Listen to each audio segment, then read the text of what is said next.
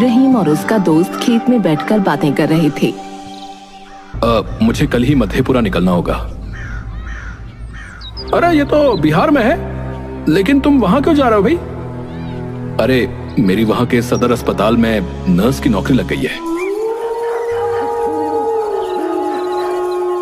मधेपुरा एक छोटा सा स्टेशन था जहां कुछ चुनिंदा ट्रेनें ही रुका करती थीं।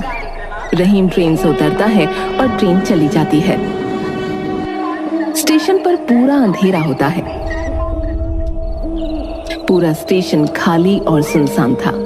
दूर दूर तक ना ही कोई दुकान और ना ही कोई इंसान था। कितनी ठंड है, कोई इंसान भी नजर नहीं आ रहा है।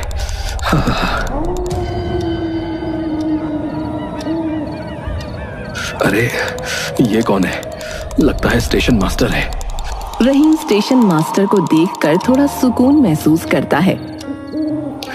चलो कोई तो है यहाँ। रहीम बाहर रिक्शा खोजने के लिए निकलता है।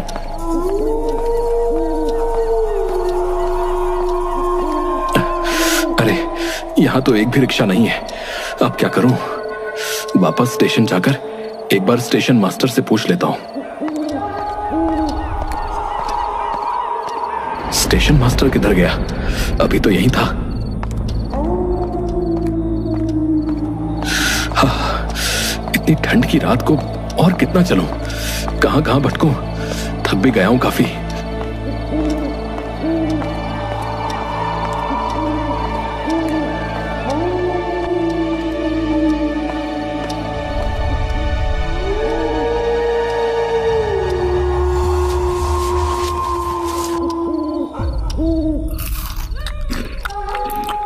रहीम थक हार कर वहीं पर सो गया।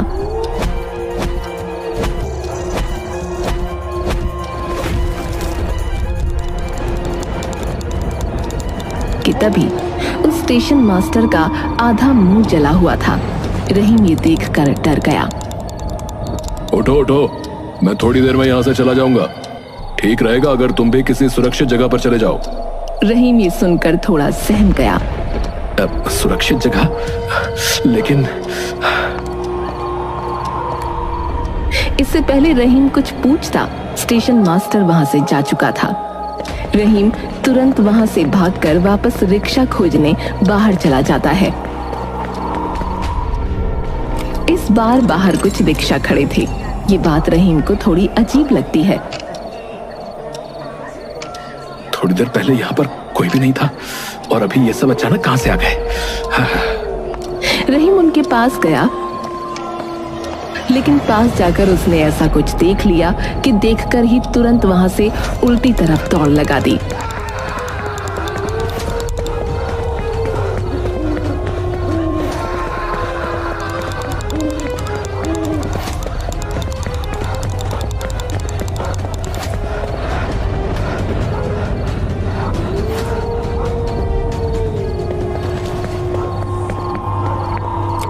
जल्दी चलो भैया, जल्दी।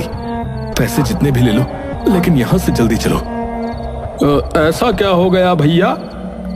पहले यहां से चलो।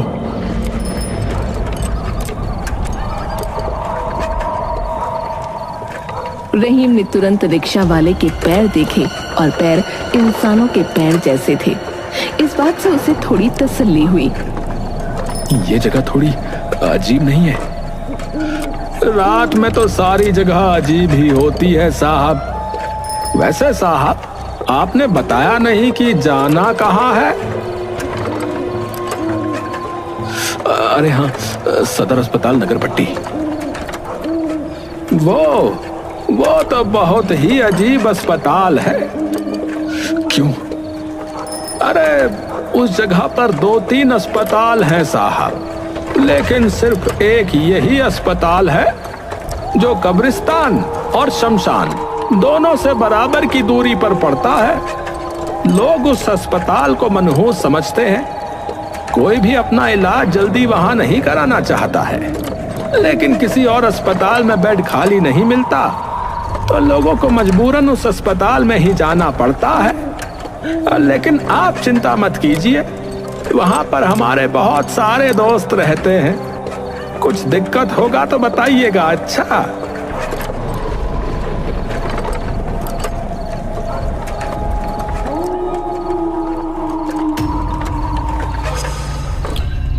क्या हुआ साहब, आप चुप क्यों हैं? रहीम ने थोड़ी हिम्मत दिखाई और रिक्शे वाले को सब बताया। अब मैं जब स्टेशन से बाहर निकला तो कोई भी रिक्शा वाला नहीं था वहां पर। फिर मैं ठंड में वापस स्टेशन के बेंच पर जाकर सो गया कि तभी मुझे स्टेशन मास्टर ने उठा दिया। उसका आधा मुंह जला हुआ था। मैं उससे काफी डर गया। उसने मुझे सुरक्षित जगह पर जाने के लिए कहा।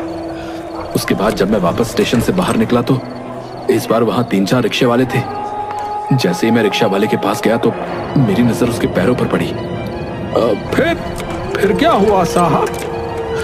उनके पैर नहीं थे, पैर की जगह खुर थे।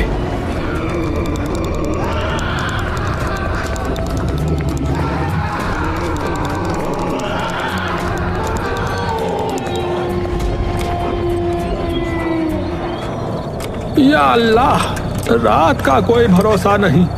सिर्फ पैर ही देखे आपने? हाँ, और क्या देखना था? आपने उनके कान और आंखें नहीं देखी? कहीं वो यही खुर तो नहीं थे? रहीम वहीं बेहोश हो गया। लगता है ये रहीम है।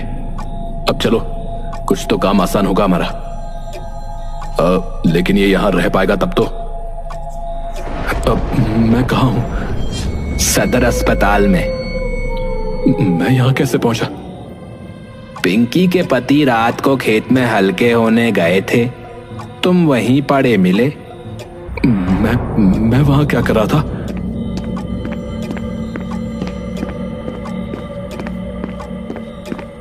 मैं इस अस्पताल का हेड नर्स हूं। तुम रहीम हो ना? हाँ, मैं रहीम ही हूं। रहीम ने उसे अपनी पूरी कहानी सुनाई। पूरी कहानी सुनने के बाद रमेश ने रहीम को चौकन्ना किया। रहीम, तुम्हें यहाँ थोड़ा कठोर बनकर रहना पड़ेगा। हो सकता है वो कोई बुरा सपना हो। तुम जाओ और सामने वाले कमरे में जाकर सो जाओ।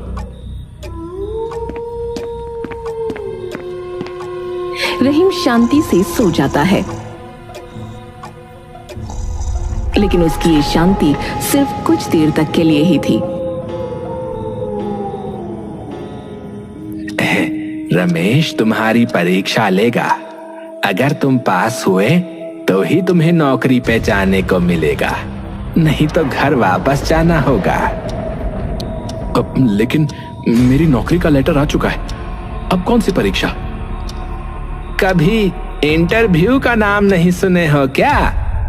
और नहीं पास करोगे तो लेटर का कोई मतलब नहीं है। नहीं, मेरे लिए ये नौकरी बहुत ही जरूरी है। मैं कल अच्छे से रमेश जी की परीक्षा निकाल लूंगा। तो परीक्षा की तैयारी आज ही कर लो, नहीं तो बिना तैयारी के कोई पास भी नहीं हो पाता। वैसे भी ज्यादा लोग मना ही कर देते हैं। भला सोचो, इतने बड़े अस्पताल में सिर्फ 4-5 नर्स। तो क्या करना होगा मुझे?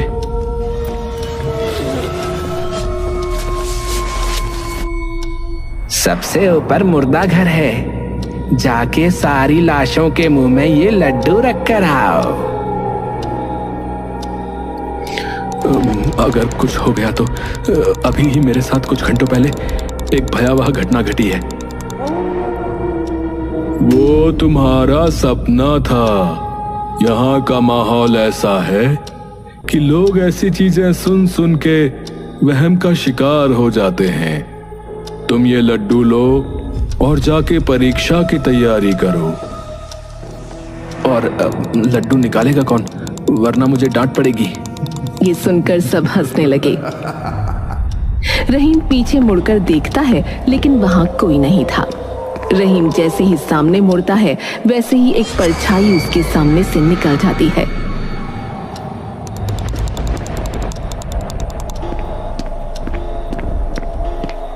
रहीम को अपनी नौकरी बचाने का कोई और रास्ता नहीं बचा था, इसलिए वो अपना रास्ता तय करता चला गया। थोड़ी देर में ही वो ऊपर पहुंच गया और मुर्दा घर खोजने लगा। वो मुर्दा घर खोज रहा था कि तभी उसकी नजर एक ऑपरेशन थिएटर पर पड़ी। हॉस्पिटल में उस वक्त नर्स के अलावा कोई नहीं था। अरे इस वक्त ये ऑपरेशन थिएटर क्यों खुला हुआ है?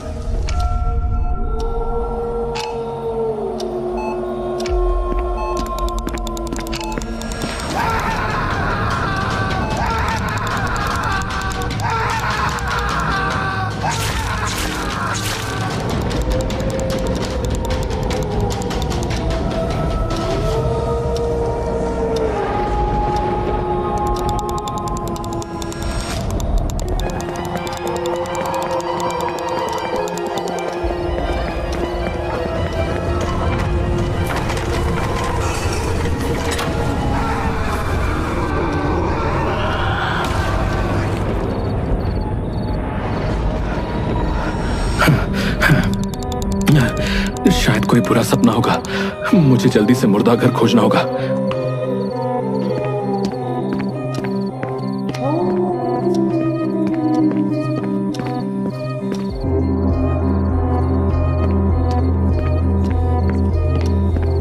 रहीम ने जैसे ही पहला बॉक्स खोला, उसमें एक बूढ़ी औरत की लाश थी।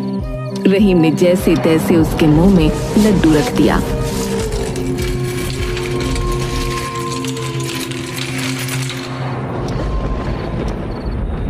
दूसरे बॉक्स में एक आधे जले हुए इंसान की लाश थी। वो देखकर रहीम के होश उड़ गए। वो लाश जाने पहचानी लग रही थी, लेकिन लड्डू खिलाना उसकी मजबूरी थी, इसलिए वो लड्डू खिलाकर आगे बढ़ चला।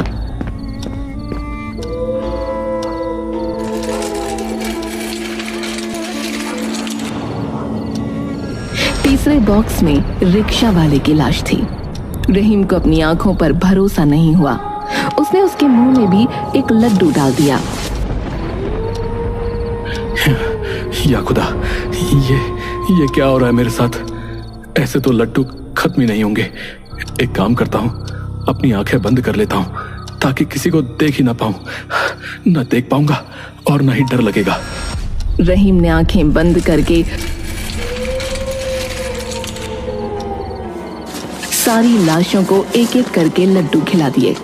जैसे ही लड्डू खत्म हुए, वैसे ही रहीम तुरंत बाहर की तरफ भागा कि तभी पीछे से आवाज आई, रहीम, एक और लड्डू मिलेगा।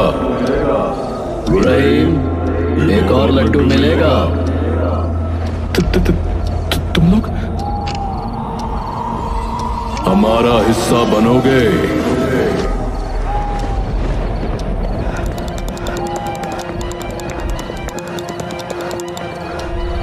रमेश, मुर्दा घर में कुछ अजीब है। वहां मैंने छोटू को देखा, सब थे वहां पर। मैं भी था।